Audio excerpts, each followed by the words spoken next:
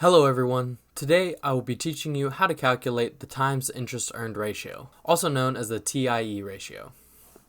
This ratio computes the number of times interest payments could be paid out of current period earnings. Because interest payments reduce income tax expense, the ratio is computed using income before tax. Generally, a higher TIE ratio is better than a lower one, with the average ratio varying across industries. A higher TIE ratio signifies that a company generates sufficient earnings to comfortably cover its interest expenses, indicating lower financial risk and strong solvency. Suppose that Spruce Company reported the following on the company's income statement in 2 recent years. Interest expense in the current year of $456,000, income before income tax expense in the current year, $5,742,000. Interest expense in the prior year, $484,000. Income before income tax expense in the prior year, $5,762,000. Your job is to determine the TIE ratio for the current year and the prior year.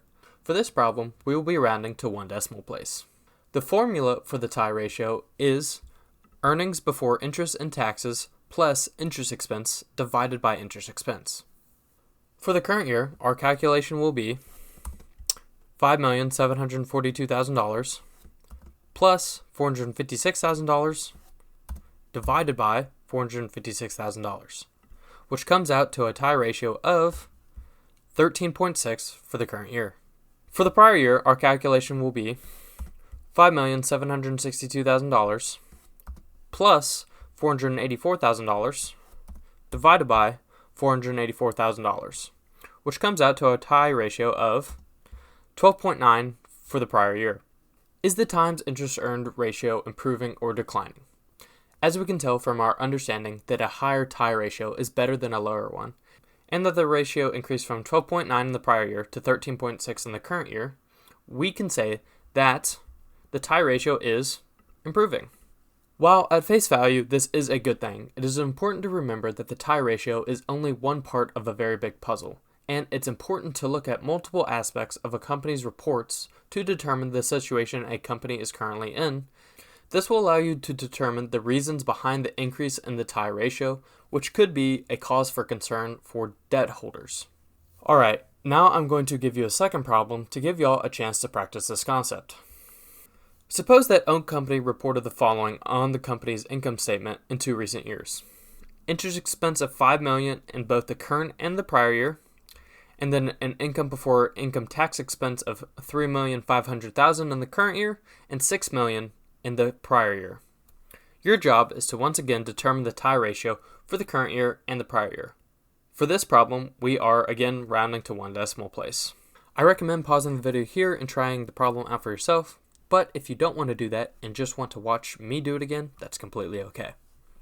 For the current year, our calculation will be $3,500,000 plus $5 million divided by $5 million, which comes out to a TIE ratio of 1.7 in the current year.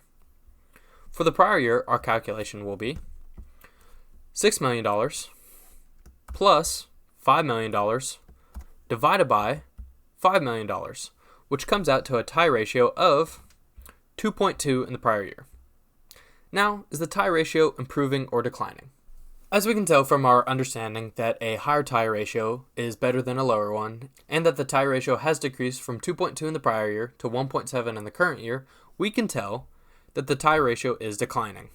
Although the company has enough earnings to pay interest this year, the decrease in this ratio is a cause for concern to debt holders, as this indicates higher financial risk and income before tax expense decreasing by $2.5 million in a single year does not display that the company is in a strong position financially. And there you have it. You now understand the basic concepts of the TIE ratio and how to calculate it. If you ever need a refresher on this concept, feel free to come back and watch the video again. Thank you all for watching and have a wonderful day.